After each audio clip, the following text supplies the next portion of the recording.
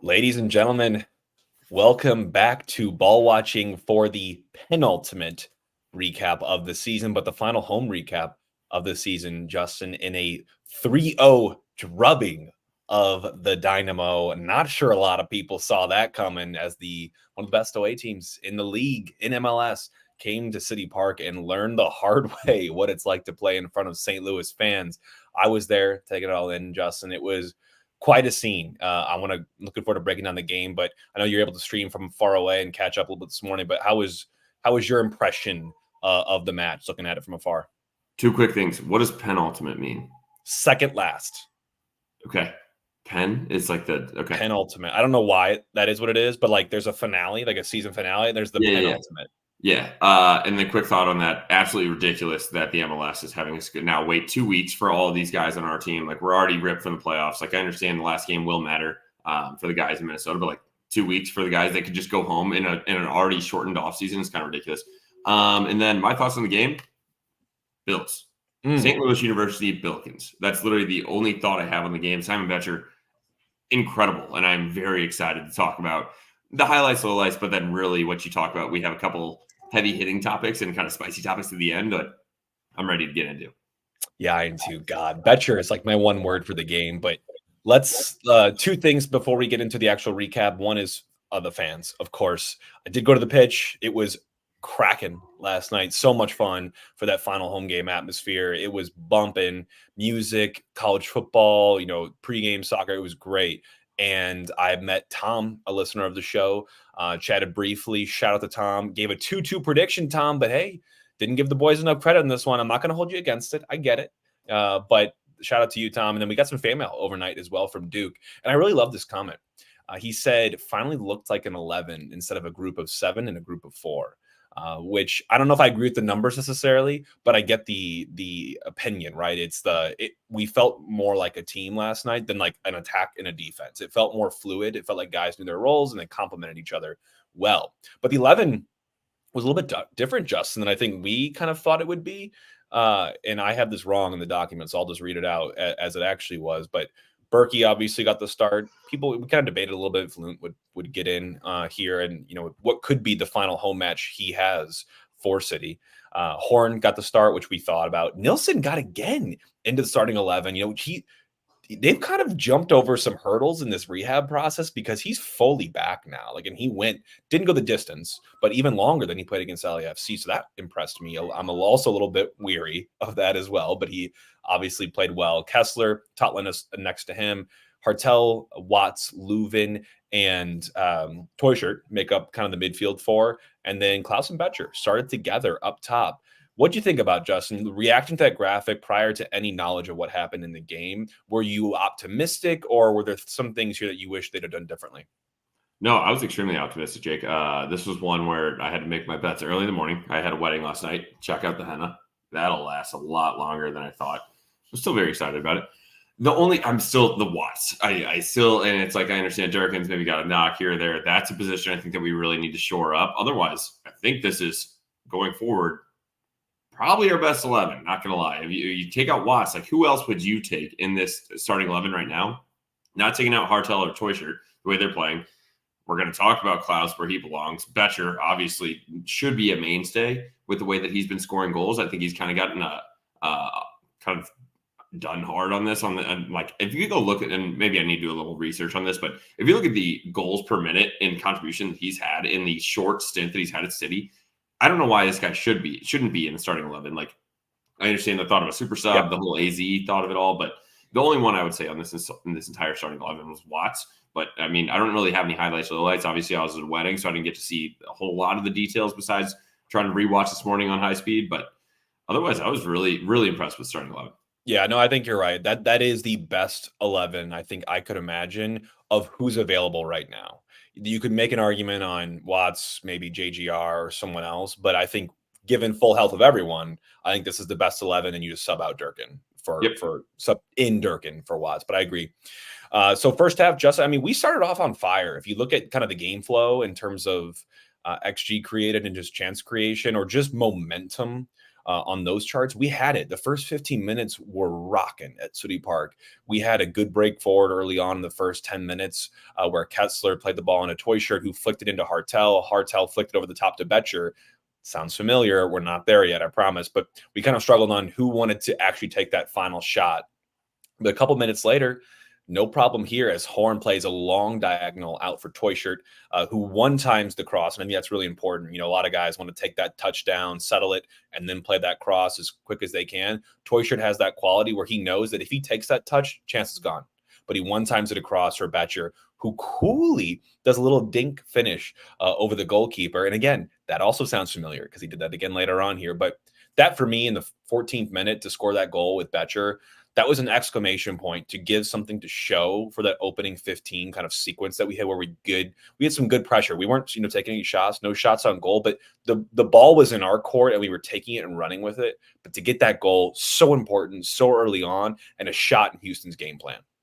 Absolutely. And I would say the one thing that I'm overly impressed with that you and I were kind of talking about in the green room is that finish by Betcher was clinical. That is not an easy finish, and it's not accidental. This is not a guy that was like trying to swing hard and swing through it. Like he purposely did the little dink up over the keeper. We'll talk about it at the end of the second goal. That's something you can't teach. That's something this guy we've talked about already, that he has found a way to just be where he needs to be to score goals. And one, I'm not gonna undersell this. Good ball by Horn. You could see that Toyshirt had his hand up, trying to find it. Incredible first touch by Toyshirt, just the pass right across into the goal mouth. But again, without Betcher, I would like to know, Jake, I don't know if we can look this up, but what the XG is on that goal, because that is not an easy finish. That's a bang, bang play. You have a defender on your left. You have the keeper within 2 yards of you, and a little dink on a ball that's already pretty pacey put in by Toyshirt. You're taking a little bit off of it to be able to get it up and down over the keeper. Just extremely impressive by Betcher. Because of the bang bang and actually proximity where he is in the goal, they gave that a 0.54. I don't think that necessarily translates difficulty level, though, because I agree with you. I think it's just where the ball ends up, like right in front of him. There's no one in front of him besides the goalie, but the pace and the actual touch for the finish, they don't get counted in the XG metric. So that was, everybody knows my thoughts on the whole XG. I am a big proponent of saying that's a 54% chance that he scores that. I disagree. You give that, maybe to Simon Betcher, but most guys in MLS, 54, like a 50-50 shot of scoring that, I don't think that happens. I think there's a lot of times where you put it right into the goalie's chest. You've seen Berkey make those saves, just get big. Yep. It goes off the defender. You mishit it. You sky it. 50.54. Yeah. Not in my opinion. But he makes the most of it. Obviously, I think you said clinical already. I think that'll be the theme of today is ruthless, clinical. The guys, 3 shots on target, 3 goals. That is a professional performance. We didn't have a shot on goal last match. We didn't have many in this match, but we made all 3 of them count, and they were all 3 big chances. So that was the first. Another thing I wanted to call out, Justin, here was outside of our goal, the first half was a little bit quiet because I think we kind of took the foot off the gas a little bit after that. But I loved a little moment from Kessler there, maybe the 24th or so minute, where he made a good tackle on the end line, went out for a goal kick, and number 27, I can't remember his name for Houston, but he was diving all over the ground early on last night, and City fans were letting him have it. And Kessler was in on the joke after he makes that tackle, gets in the guy's face, gives a little clap right in his face, just getting under his skin. And I kind of want to make an homage to Stroud and guys that have kind of had that little edge, that dark art, they're working their magic as well. I think Kessler's got a little bit of, I'm not the first person to say that. There's videos of him like kicking a ball out of bounds for New England Revolution, the dying minutes, and taking the ball they're supposed to pick up and play with and just yeeting it into the crowd. So this isn't the first time he's done this, but when he's on your team, we can appreciate that. And so I for one was digging it last night, the vibes he was giving off. I love that you made the connection to Stroud because that's exactly what it was. There's definitely a word that starts with a B that you call guys like that when you're playing against them. But when they're on your team, it's kind of hilarious to watch from the stands. And I love that he's kind of getting in these guys' heads. If you saw it, I'll make a quick connection to a different sport. Theo Weiss on Mizzou. Don't want to talk about the actual outcome, but he was gifted before the game. He was gifted a blanket from Texas A&M, and it said because the cornerback that's going to be covering him is called the blanket. Theo Weiss then wore that blanket to the stadium and in warmups. I love that. Like that's the type of little stuff that's just perfect. It's like, oh, you want to clap? I'm going to clap back. Yeah, it's a good edge. And when it's working in your favor, obviously it's even better. So other 2 things I'm going to call out before we get a little bit general and then go in the second half are again, I said it kind of went quiet. So one of my highlights was Berkey distribution in the 33rd minute. I'm going to rip it and clip it for you all, and we'll put this out this week. But he side volleyed a pass into the final third, skipping along the ground for, I believe it was Horn or Hartel, and it was freaking glorious. One of I think the best passes I've seen this season from anyone wearing City Red. Even though he wasn't wearing City Red, but obviously he is City Red. So that was cool. Another final thing I had was Berkey as well, demonstrating, I think, is a little bit of tough love. So I read about the press conference after, but we got our first yellow in the 39th minute total. And I don't think there's much to argue about there, but they were doing a lot of fouling and a lot of diving. I think there was just frustration being pent up by the team and by the fans. And we got our first yellow, and everyone wants to circle on the referee. Berkey runs 40 yards off of his line and is shoving our players away from the referee. And to a bystander like my wife, who was there, it looked a little aggressive. And you know what? I think it was a little aggressive. So I wanted to get a little more context after. I kind of justified it in the moment. Like, he's our captain, he's our leader. He can kind of do what he wants. And we have a culture now where that won't be taken the wrong way, hopefully, because he's shoving a guy like Leuven, and they get a little spat there. There's definitely some emotions flying. And afterwards, he just had to clarify. And I love this quote that Hackworth gave them heading into this. He said that he wanted to rally the squad in the first half, didn't like how much team were complaining to the officials, and they noticed even prior to this match, Houston loves to do fast restarts, put the ball down, dead, go. They don't like to sit over it and draw a lot of numbers up. And so he said Hack has a saying, when the ball is dead, we come alive. And I just wanted to remind everyone. And I love that. How many times, Justin, in your career or playing at whatever level, is your coach, yelling at guys, once the ball is dead, get in position, get ready. This could come at any moment.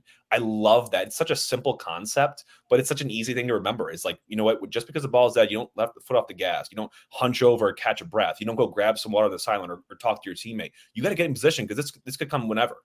I mean, I think that's a great point by Hack. Actually, when you said that, I've not heard that saying before. I love that saying. Unfortunately, I don't think the guys have always done that. Not saying that we've been giving up like quick restarts, but we've been struggling with marking guys. And Jake, I love that you mentioned it, because I was trying to get Maggie, your wife, onto this podcast this morning as a surprise for you. She has motherly duties to attend to, but she said her favorite part of the game was when Berkey came all dramatically and ripped Leuven away from the ref and yelled at everyone.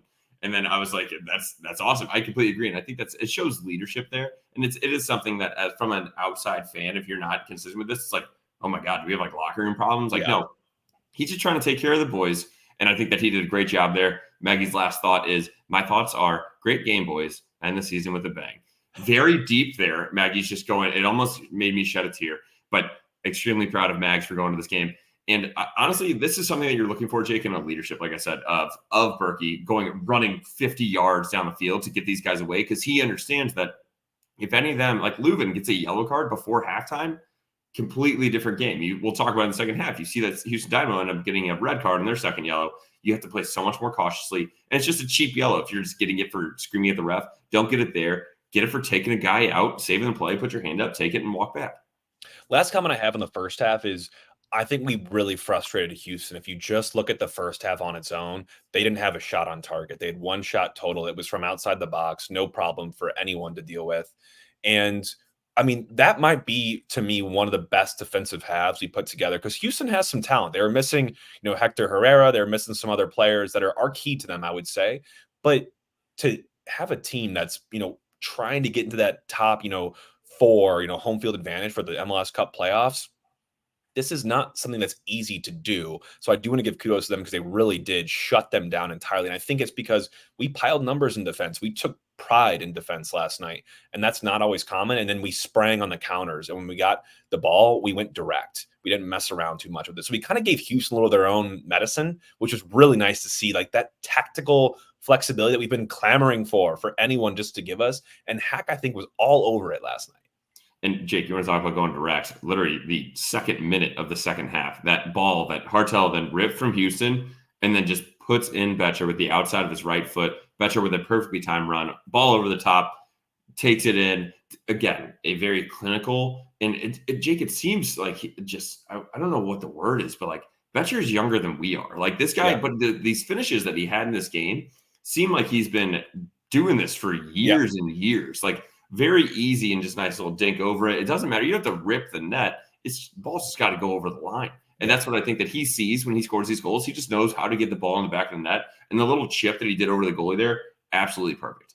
Yeah, I think you wanted words, and I've got them. I think one word that comes to mind for me for him this performance last night is composed. I mean, he would just the moment was not too big for him. He was the moment, and I think he played beyond his years last. I mean, those two chances. You're a striker. You're going to tell me that you're going to get. I think he had like 30 touches last night. He's going to have two shots. Both shots are going to land on net, and both shots are going to be dinked finishes over the goalie, which are hard. I mean, look, that second one especially, he had a lot of kind of ground to run with the ball, keep the pace, keep the defenders behind him, don't let them close in. And then when the angle gets tighter and you kind of bait Clark, I believe the goalie for Houston is, and he does that little under the ball dink, but it's the outside of his right boot. And it's just a no doubter, like absolutely nothing. And that is a slap in the face to whatever Houston was planning on doing in the second half. Says, nope, we're going to go ahead and score a second one. And now you got to pile even more numbers forward and change your game plan up. So I can't say enough things about Betcher last night. I love the call on the second goal. I forget who it was, but he scores the goal and he's running around the back of it. And the commentator goes, "You betcha." And I just thought it was cool. And I think for him, it's been probably a tough week or so, or even a couple of weeks as Klaus has gotten back into the team and he's kind of seen his position put, under scrutiny. But to answer like that, I mean, what a performance for him last night. I mean, he has, put himself, I think, into a category of his own for right now, where this is a guy, if you get a chance, he's putting himself in kind of toy shirt land in terms of finishing ability. And if you can have two guys like that can score with very minimal service, we're going to be a dangerous team and a problem next year. And I think there's a couple different things that you said. You betcha. We got JT in here. He says, Simon says, goal. Simon says, brace. Like there's a lot of things that we're going to be able to start being able to play on with this guy's name. And it's going to be something it's just more exciting because this is a guy that will be sticking around. He's a hometown kid, graduated from the greatest university in the world, St. Louis University, as you know, Jake. And I think that he's a guy that just wants, and he's just still hungry. That's the best part about this. He has not proven himself in any bit. Obviously, when he was in Vancouver, then he went overseas, now he's back. I think he's really starting to hey, I'm tired of moving around. I want to make a mainstay for myself, and St. Louis is the perfect place to do it. Yeah, and I'm going to shower him with a little more praise as we get into our heart and soul here. So I'm going to save a little more of my final comments there. But I do another rip and clip you guys will be getting this week from us is in the 60th minute, I think I saw the best possession sequence that I've ever seen this team have. If you want to go back and watch it before I clip it for you guys, it's 30 seconds. It's the 59th minute, 24th second. The ball turns over. We get it. And we knock it around our back four with some close calls. I mean, they're putting pressure on us. Houston is, and they're pressing Berkey, they're pressing Horn, they're pressing Kessler, and we are avoiding the pressure, making some of those bold passes, working it back up the left before Hartel, I believe, plays the massive switch to Toy Shirt or to whoever it was on the right wing at the time. And God, it was really impressive. So be on the lookout for that. It was a moment of beautiful build-up that I don't know who I was watching. I was like rubbing my eyes. I'm like, what's going on right now? Did we just switch jerseys and all of a sudden become this team that can be capable of playing the beautiful game the way it's supposed to be played? Not that that is the right thing, right? You want results, but I think it was really impressive. And hopefully we see more of that in the future. So we will be able to share that with you all. Keep an eye out. Otherwise, the game starts to kind of get a little bit weird as subs kind of come on. Berkey gets a lot more involved in the second half. I think as we made subs defensively kind of disrupted our flow, and they had to obviously take some more chances than they did in the first half. So he got a lot more involved in the final 30. Yeah, Jake, I want to get your thoughts on this first round of subs. So we have Toyshirt and Klaus coming off as Thor and Alm come on in the 70th minute. What was your initial reaction when you saw this? Was this something that you kind of were like, all right, I get, or... And in my opinion, Jake, I was confused. Toyshirt was struggling. You could tell. I don't know if it was injury related or if it was just fitness. He had, put in his shift. That one made sense to me. And then Klaus, he also looked a little bit tired towards that time as well, to where I was like, one of Betcher or Klaus will come out, and Betcher's fresher at this point. So I imagined it would be Klaus.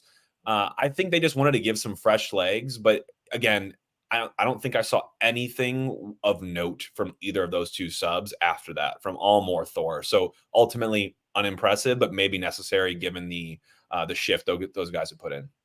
Yeah, and so my thought process, and again, I was not able to watch the entire game live, but when I saw the subs come in, I was like, all right, this seems a little odd to me. Like, I understand we're out of the playoffs, but like, this isn't just like oh, let's get guys minutes. In my opinion, I thought the game we were playing extremely well, and 70 minutes is still a very long time, and we've seen this game, this team, unfortunately, blow these leads, and I just didn't really fully understand why we're making these subs. And then, I mean, more subs came, but the toy shirt I'll get because I just looked it up. He played a full 90 on Wednesday. Yeah. So, I mean, that's a quick, literally 3 days later, trying to play another full 90. That's going to be tough. And this guy gives it his all. He's not a guy that's playing a full 90, sitting on the back line, just kind of looking around, letting the game come to him. He's finding the game. So, fine with that. Klaus for Alm, Klaus for Alm or Klaus for Thor, whatever you're going to say. Klaus, what were your thoughts on Klaus, I guess? I guess we can get into the players of it. But actually, yeah, just hold that. I just thought the subs were weird at that time. And then, especially, I know like we get a number of windows to make subs, and if you're trying to do a little bit of gamesmanship and try to waste a little bit of additional time, maybe don't throw two guys in at the exact same time. Keep one of them back, throw them in, and then. But I do. When I first saw that, I was like, "That's what I was saying." And then we made two more groups of subs, so I get then what Hackworth was going with there. And again, I think it kind of worked in our detriment defensively because in the 72nd minute, just 2 minutes after that first change is made, I mean, Berkey makes a point blank save on a cutback cross. It's a header down. He tracks it the whole way, just plays big, shuffles across his line. I don't remember what body part it hits, but he gets a body part on it and gets that out. That was a miraculous save. And again, that changes the complexion of this game. If it's 2-0 and they put a goal in there and they still got, at that point, another probably 20 plus or so minutes to get an equalizer, the game changes, not for Big Berkey. What a save. Makes another one about 5 or so minutes after, and you're starting to kind of feel the pressure start to mount. But then Houston slips up big time. A not even arguable second yellow for one of their defenders, and they go out to a red card. No arguments at all. Zero review. No problem. We make more subs in the 82nd. Horn goes off for Jake the Snake. And then a couple minutes later, Nilsson gets retired, putting in a huge shift. I thought he was immense last night. Leuven a little bit more quiet. And then those two go out for Indy and Hebert. Indy makes his return. It was good to see him back. Hebert there to shore up the back line. And you'd think, okay, we're going to hopefully put some numbers back and make sure this game gets sought out. We got bailed out in the 87th minute. I mean, Houston blew it. Berkey made a great save, or an initial save, on a ball that skipped into his arms, kind of went up in the air. And Jake does well to body off the attacker that's kind of crashing for that header tap in, but it kind of caroms over to the far post where no one's guarding this Houston guy. And I forget who it was, but he literally just had to tap it in at the back post, like literally on the doorstep. Hold on, look at the XG of this chance right now. It was, oh my God, it was a 0.58 for Latif Blessing, and he just couldn't get it on goal. Like he just nicked it off his head and went wide. I mean, he was literally on the post, and the whole stadium, you could literally feel, took a collective sigh of relief after that moment. Dude, Jake, I was watching this one live. I'm like, that man needs to go in concussion protocol. Did he just drill his forehead on his post?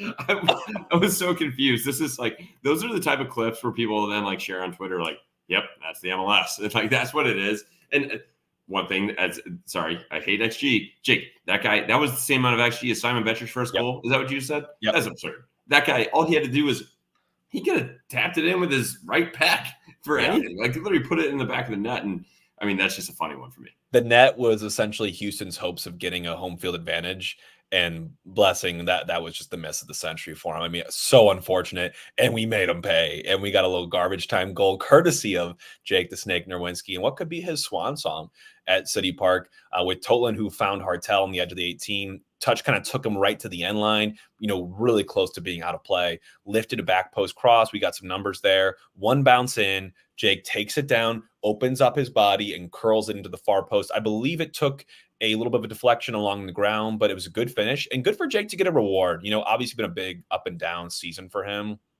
Considering we brought him in last year to be our right back, of the future, at least for a couple of years. Hasn't been like that, but a cool finish, and I think deserved for a guy that's had a pretty interesting plot line for 2024.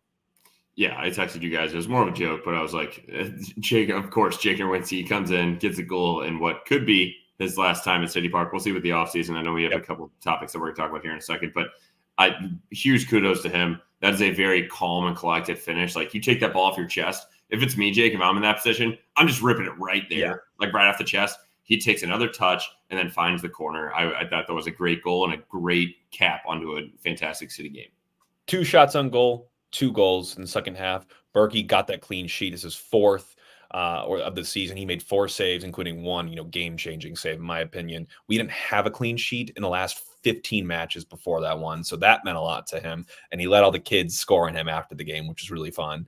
And then 20 different goal scorers this season, guys. We broke a record this year. I think a lot of it having to do with probably injury, but 20 different goal scorers. We were the first club to do that in MLS history. So I don't know if you're like, oh, that's really impressive, but that just shows you that the goals haven't come from one or a couple of sources for most of this year. It's been a by committee thing, whether that's due to injury or just lack of form and Klaus not being who he has been. I mean, it's been by committee this year, and I don't want to see that probably happen again or ever take that record again, because I think we're doing something wrong or things aren't going well if that's the case. You'd want to see one person probably taking the responsibility for the goal threat and then a couple of guys chipping in and around him. But yeah, that was an interesting stat I saw last night. But Justin, let's get to the heart and soul of the team. You can't look much further. Your shirt says it all. It's Simon Betcher. You betcha. 2 shots, 2 goals, both chipped cool finishes. But what we haven't talked about is his work rate. 7 duels won last night. Second most on City, second most in the game. And that's hard for a striker. I mean, he's not a big guy like Klaus, but he plays big. Like, you can tell, like, he's got a physicality about him, and he's not going to make it easy on any sort of duel or challenge you're coming into with him. So I love to see that from a striker. He also drew the most fouls in the game with 5. People probably give him some crap, especially if you're against him and he's not on your team, for, he is also in the dark arts in terms of drawing fouls, going down. When he feels that contact, he's not going to be a hero. But to draw those fouls, take a little bit of pressure or sting off the game in those moments is huge. And to put ourselves in some set piece positions and just to give ourselves a collective break, sometimes it means a lot to have a guy that can hold the ball and draw fouls like that. So I think those 2 elements on top of his goal scoring make him the heart and soul of the team for me. Absolutely. And the one thing that I would just add on to that is not hitting the stat line that we've already talked about is his maturity and composure. Those goals are not something that you see coming from a guy that is 25 years old. And I will say, Jake, and you said the dark arts, the gamesmanship, that's a guy where he is also extremely mature in the fact that he's not going down every time he's touched. He is working through hard fouls when he knows that he can get past the guy and get the goal. And if he knows he can't, he's going to take it and he's going to draw those fouls. So getting 5 different dead balls for us, when he's getting those additional opportunities that are not hitting the stat sheet, that is then giving us chances for balls whipped in from guys like Leuven, Teuscher, Hartel, trying to get Klaus's head on these. So that's something that also doesn't hit the stat sheet, but he is obviously our heart and soul juice player of the game. Go to souljuice.com, use code BALLWATCHING for 20% off. Go to Mobile on the Run, Schnucks, Dierberg, Straub's, anywhere across St. Louis, Sam's, Costco's. Go get it. It's incredible. This is the perfect time of year for this right now, Jake. I'm trying to get back into shape before we go into full hibernation mode. And when you're coming back inside, there's nothing better than a cold and refreshing soul juice. Absolutely. And I think, to double down on this, Justin, the composure, the professionalism of his performance last night reminds me of another sponsor of ours in Hoffman Brothers. I mean, just delivering, no problem is too big for that moment. And, when you have issues, you look to your leaders, you look to your guys that been there, done that, or at least play like they can, right? And that's Hoffman Brothers. And they have been there, done that. And they show up at your doorstep, ready to solve whatever sort of problem you have with your home. So make sure anytime in this fall, during the winter, I would advise being a little more proactive than waiting till the winter. But if you have issues underneath the roof, give our friends at Hoffman Brothers a call. They are the best when it comes down to it, putting in performances like Simon Betcher last night with a call 314-664-3011 or visit them online at hoffmanbros.com and they'll be there for you. Jake, I cannot second that more. And the fact that we're looking at some of the best weather in St. Louis over the next week and a half. Literally every day is sunny with a high of 83 is the highest high, and the lows in the 40s or 50s. This is going to be phenomenal. But that doesn't mean that you shouldn't call Hoffman Brothers to be proactive, because God knows it's going to be snowing here in the next 2 weeks. So you might as well just call them today, get on board with them. And you talk about professionals, Jake. We got Allie and them at the pitch. Get to the pitch if you haven't already. You and I are going to be looking at it, and we're working with Allie and Jenny. Talk about the hope for the holidays. We'll be kind of getting into all of that in the next couple of weeks as the season winds down. If you're not going to the pitch, I don't know what you're doing. I might go there today, Jake. A little Sunday fun day, NFL action. Doors are open. Weather's beautiful. Get to the pitch if you haven't already. And there's our promos.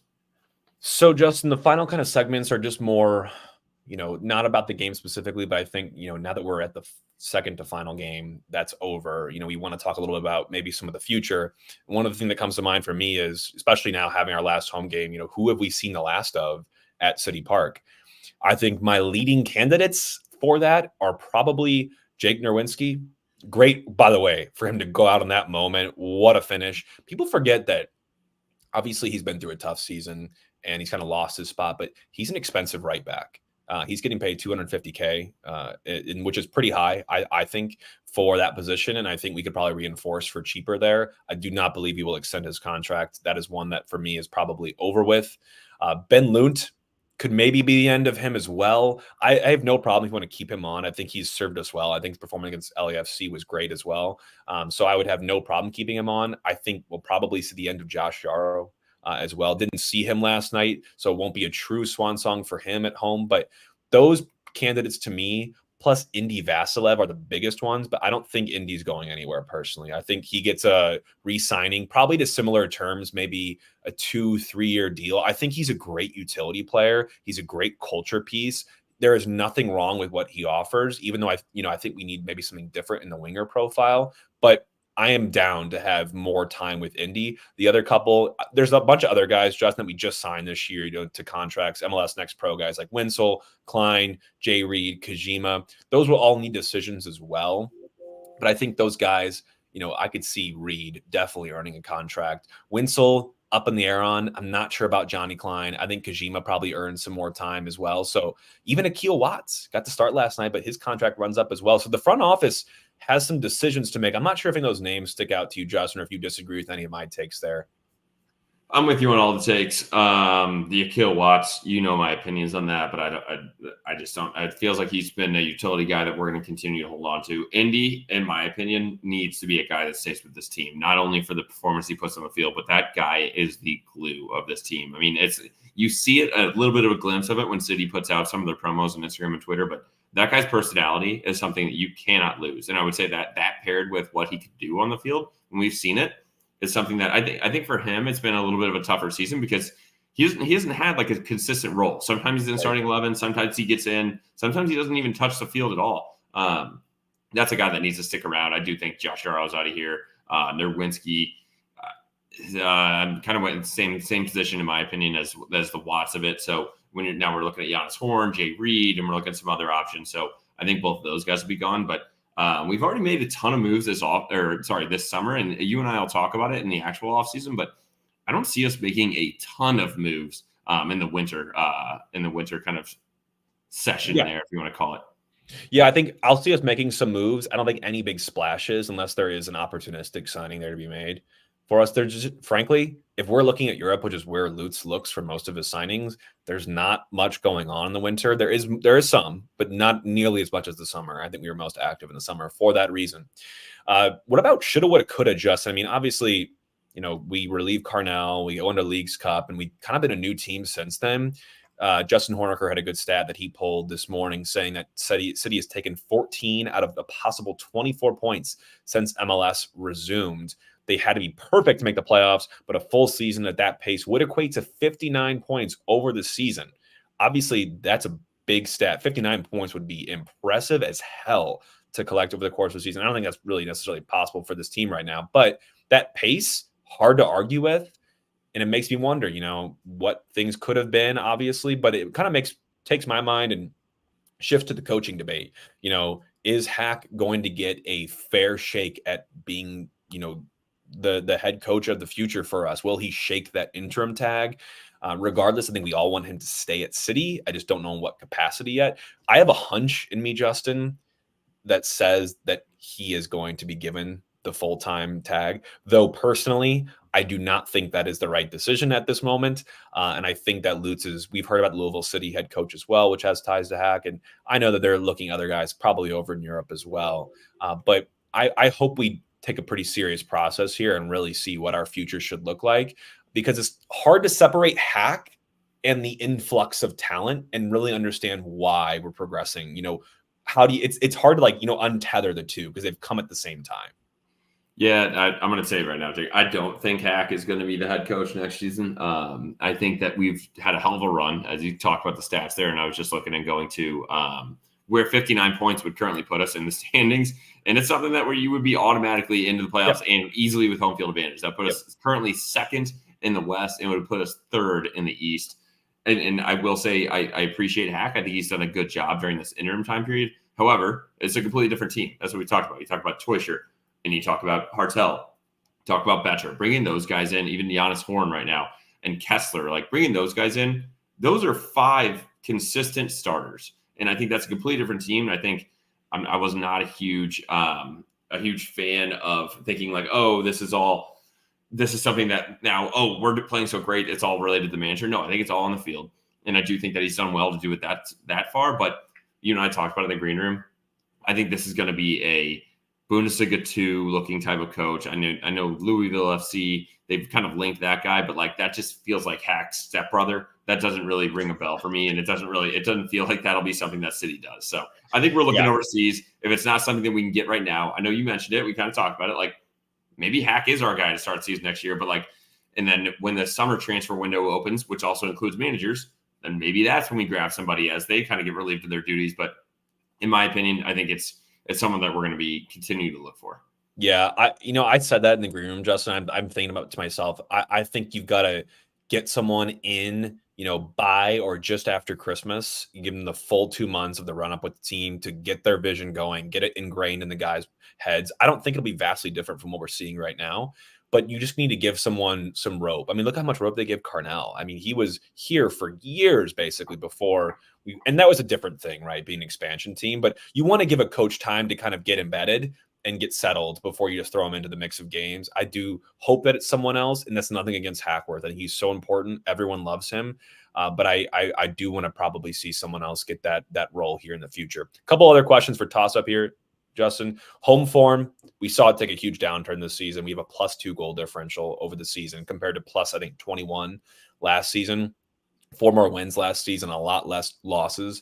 I'm hoping that last night can be the beginning of something here where we can really cement our status back at home like we were in 2023. Where honestly, Justin, I don't know how you felt, but in 2023, we were a lock. Like walking in, I don't care who rolled up to City Park. I would have given us a really good chance at winning almost every game at home. And that needs to be the philosophy moving into next year. Like that should be the expectation. Home is money. Away is house money. Do what you can, get points, but home has got to be very comfortable for us. Yeah, and I do think that we've turned it on a little bit. If you look about where we're at in the standings, there's only 6 teams in the entire West that have more home wins than us. So it's a downturn, but it's something that we definitely need to establish more in the future. And when you talk about home being money, I hammer that over 1.5 of them are at home. That is the freest thing on earth. And I continue to do it every time. And the one thing I kind of got a little sidetracked earlier. I was looking it up, Jake, because you mentioned that like we had 20 different goal scorers. Is that what you said? We are the only team in the MLS to not have a player with at least 7 goals. And we have 5. Whoa. We have people with 5. San Jose has 1 player with 7 goals. We have guys that have 5 goals. When you look at that, it's Joao Klaus, Leuven, and Toysher each have 5 goals. But we are the only team. So we don't even have a guy with 6 goals. Every other team in MLS has at least 1 player with 7 goals. And that's where I kind of mentioned it earlier. Like, all right, Joao Klaus, I understand people are saying you had a good game, your last game, not the one from last night, but the one prior in LAFC or the game before, where he's holding guys up and kind of using his body. It's not going to work the full time, buddy. If you're going to be a starting striker for this team, you need to be able to deliver and score goals. You can't just be that guy that workhorse the entire time. And we got to find something like that. And honestly, that's where I'm talking about it. I mean, Toyshirt already having 5 goals in 691 minutes, Betcher with 4 goals in 462 minutes. These are guys that this next season is where I'm really starting to get excited. Yeah, and it's like, can you keep that pace for a full season? Maybe not, but one of those guys is going to hit, and when the other one's not hitting, someone else will be hitting. So to get that production from those guys in such minimal samples, it's like you're spreading your chips all over the table. I'm picturing, roulette. Like we're kind of spreading ourselves out. Someone's going to hit, and if it's not, we'll be making money maybe on some of the borders or whatnot. But love that. Klaus and Betcher, they can play together. It looks like they played well together last night. Really interested to see how that experiment continues to evolve. Another topic here I want to say is Kessler. We haven't talked too much about him. I've kind of mentioned him in the, we haven't really noticed any difference, because Parker was a big staple. And then we have Kessler come in and like we we blink a couple of times and it's like he never left. In terms of the impact, so I kind of used to talk about it in terms of parity. It's great because we don't really have to talk about him much because he's doing his job. I'm not going to go above and say, I think we've upgraded. I know Tim Parker was having a down year this year, and he had a great year last year. Kessler looks like the product, man. I mean, he's 26 years old. He's got more time to keep growing and experience, but his ball playing ability, his leadership, the dark arts, I love the full package that he's bringing us. And I think him paired with a brute like Nilsson, to me, is a great 1A, 1B combo. If you can keep them both healthy, that's the one, disclaimer I'll throw in there. But I am loving what I'm seeing from Kessler. And I think, you don't see him on the score sheet, of course, which you're not going to see much from a center back. But I'm putting him up there in one of the high. I mean, it's hard to compare to Hartel and Teuscher, but I think he might prove out to be one of the better acquisitions we've made in this window. Absolutely. I think Kessler is going to be a mainstay for us. And we talked about that we've had if kind of a revolving door on the other side of the center back position. When you talk about Nilsson, Hebert, Yarrow, like just trying to keep guys healthy. Kessler's a guy that is also a personality that I think fits very well with this team. He's a little bit more quiet, but yet when he gets on the field, he's demanding of these guys. And I think he's a great leader for us. And I think it was a great switch. The one thing I'm going to mention, Jake, because I have a feeling some of our listeners had the same initial thought that I did. When he said Klaus and Betcher are better together, like obviously it worked last night. And I was like, well, hold on. Betcher just played extremely well. We didn't talk about a single highlight or low light from Klaus. I'm going to bring that all back from everybody, though. Klaus is a guy that I mentioned that in the last home game, that when he is on the ball or making a run, he draws attention. He creates space for then Betcher to fill. And that's not something you're going to see on the stat sheet, but go back and watch the game. Whenever Klaus is trying to make a peel-off run or he's throwing his hand up in the air, it's distracting for the other defenders. And I think that's why they play well together. Again, I'm putting a hand up. I don't think that's something that I will always be able to be like, wow, he's doing such a good job off the ball. He deserves to start every time, because I need to see product as well. But right now it's working extremely well, and it's really helping Betcher shine.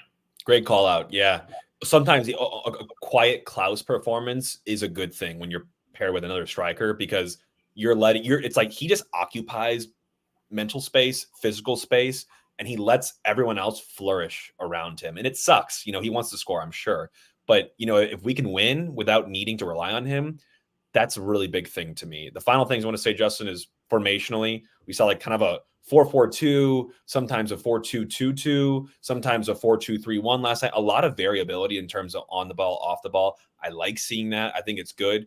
I do want to caution against getting used to only really playing centrally and relying on your fullbacks to provide any sort of width, because I like the game from a guy like Celio. I like how Ulm can stretch us vertically. I would love a winger that can give us more width and play with paint on his boots. That's my one concern, is we're really funneling everything centrally. So if a team takes it away from us, we don't have guys that have that. In this 11 from last night, not one of them is a winger at all. So you're putting a lot of pressure on your wingbacks or fullbacks to get up the field. I want to see some flexibility coming on that side as well. That's a hell of a call out, Jake. I appreciate that, because when I saw this too, I was like, yeah, we did kind of play a 4-4-2. And I'm like, all right, maybe Klaus and Betcher up top does make sense. I'm a huge fan of width. And when you say paint on the boots, that is literally, these guys literally need to be stepping on these sidelines when the ball is starting to transition. If you're thinking about it, the ball is with Nilsson and then it goes to Kessler. If you're Teuscher, you need to get your paint on your actual cleats and be sitting on that sideline to allow space then for Betcher and Klaus, Hartel, Leuven, these guys in the midfield to have more room. And that's what I don't think we really see with these guys. It's working right now. I agree. Because obviously Hartel with 2 assists, Teuscher with 1 is still working. Betcher scoring 2 goals, Klaus creating that space. The one thing that we are missing with that is the Ostrak, the Indy, the Celio, the Ulm even. Those are the guys that give you the width. Because this is a team, and that's why I kind of like keeping Klaus up top. This is a team that we like to take the ball down the sideline and make a cross in. That's where Klaus gets his head on it. But you can't take the ball down the sideline if you're not on the sideline. Right. So this is a one where I think that we have a lot of guys that can fit that mold. But I agree with you that is something that's going to be extremely important, because if we try to get so narrow and directionally, just straight down the middle, straight to the goal, it's not going to work for us in the long run. Right. No, I agree. Like, I'm not saying that we have to do this every match. I'm saying that we have to have an option to do that. And the guys should know how to play with, because if you don't have that option, and teams, again, teams can. Good defensive teams will force you out wide uncomfortably, and we need to be able to do that. So my final thing, Justin, is last night we also have 2 fullbacks now in Totlin, and Nowinski can do it as well, but Horn can also do it now, I learned, on long throws. Can we become a set piece kind of specialist team as well that can carry threat consistently from corners, free kicks, and throws. Teams that do that regularly, that's like adding a whole element to your team of, goal threat and XG and whatever, just chance creation. I'm not saying that we should dump a ton of resource and time and money into this, but I think it's good to be able to manufacture threat from those types of opportunities as well. And to know that we have dual, left and right long throw threat. We have set piece delivery from Leuven, Hartel, Indy, whoever that is. And you have big guys like Klaus, Toyshirt climbing up there and trying to win headers. That could be something to look forward to, as well as we didn't do it as much this year. Last year, we were good from corners. Tim Parker was an animal. Can we find a little bit of that and bring back more set piece dynamic play, I would say, in the future? That's my last comment from last night as well. Set piece as a whole, I completely agree. I think when you have Leuven or Indy whipping it in, depending if it's the right or left side, I think that's huge for us. Long throws, I'm personally not a huge fan. However, I would like to use that to our advantage. It doesn't always have to be a long throw into the box. Let's pack guys in the box around there and then have Leuven kind of spray out real quick. Right. You can still use that long throw to throw it to Leuven, who is sitting 35 yards from the goal, but in the middle of the field, and use it like it's a free kick on the ground. So I think we should use that in that kind of a training ground situation. I don't think it always needs to be the one where you lump the balls along throw, because I was talking to Kevin Burke about it. It's like, it's really, from a defender, it's kind of an annoying thing. It is kind of tough to defend, but from a goal scorer perspective, a throw in that's going to be landing right at like the edge of the 6-yard box, not a lot of pace on the ball. And like, if you're trying to one-time finish that, there's like 0.1% of XG that thing's going in. So I would like to use it more on like, all right, let's pack it in and then see who's available for the long throw back and then whip it into the guys with some pace. So then it's a little dink into the back post, as opposed to you really having to take that down and then finish it inside the box. Right. All of these comments, now that I'm just kind of realizing, are just comments on how to make this team more foolproof and less dependent on one style of play or one game plan. Because the more that we can offer up as options, the harder we're going to be played against and plan against for other teams. And that's what I feel like we struggled with this season earlier, was like, we were a one-trick pony. I saw JT put this in the comments already. I mean, if that wasn't working, we weren't going to win. That's it. But now, if you can flex this team to be able to do different formations, to maybe get Garner with at times, to offer, attack threat on set pieces, we're going to be a challenge. You got to plan for a lot of different things. And some things you just can't. So I think all of that to say that this team needs more of that X factor or that surprise next season, where like, oh, we didn't know St. Louis could do that. We need that. And I think a coach is going to be critical to that. So that's why we put so much emphasis on that search here in the future. But 47 minutes, Justin, quite a recap. A lot of good general stuff as well for y'all to kind of keep you going into the off season here very soon. But yeah, as you mentioned, Justin, 2 weeks until the final match, decision day in Minnesota. Doesn't mean anything for us, but maybe it'd be fun to take a couple of points off Minnesota away from home and kind of crush their momentum as they head into the offseason. But I think we have a lot of work on our plate for the offseason. Yeah, and I will say, Jake, and more specifically for us and what we're going to be doing, send us ideas. If anybody has anything these next 2 weeks, we'll probably take a little bit of a break here, then try to get something fun for you all, maybe something with the Soccer Dad Pod or something along those lines, where it's just kind of like, let's just talk soccer, because honestly, the Minnesota game doesn't mean anything for us. I know it's a little bit of a seeding thing for them, but Jake and I are also going to be working extremely hard behind the scenes for the Hope for the Holidays. So be on the lookout, as we're going to be starting dropping information on that. This is a perfect time for him and I to kind of get this ramped up in these 2 weeks, and then kind of taking us into the non-busy season of soccer, but it will still be busy for us. Yes, it will. And you mentioned the great call there, Justin. Look out this week. Justin, you and I are going to chat about it. I think we're about ready to announce the date and some initial details for Hope for the Holidays. So stay tuned to your phone, laptop, iPad, whatever your digital media is. Email if you were there last year. Hope for the Holidays is our fundraising for the Head and Neck Cancer Tumor Center at Siteman for the Barnes Jewish Hospital Foundation. It's an incredible thing. We both have very personal connections to it. So a lot more details to come. And I think you'll get some material notice of that this week. So stay tuned. And last thing I'm going to mention, great call out, JT. City 2, they have their last home game today against Tacoma Defiance at City Park at 3 p.m. If anybody's not doing anything today, get out there. It's a hell of a time. The atmosphere is fantastic. I personally have some family things I got to go with today, so I will not be there. But what a Sunday in St. Louis. Go and support those boys, because guess what? They're going to be the ones making the playoff run, so let's go support them. Thanks for hanging out, everyone. Appreciate all you tuning in here live. Been a fun live stream. Make sure you like and subscribe on YouTube, and you rate, review on any podcasting medium of choice. We'll be back with you probably at some point this week here, but stay tuned. We'll be putting out some other content, some alternate here to have you all digest over the week and relish in this home victory. And we'll be back with you all here very soon. Enjoy your Sunday, St. Louis, and take care. All for City. All for City.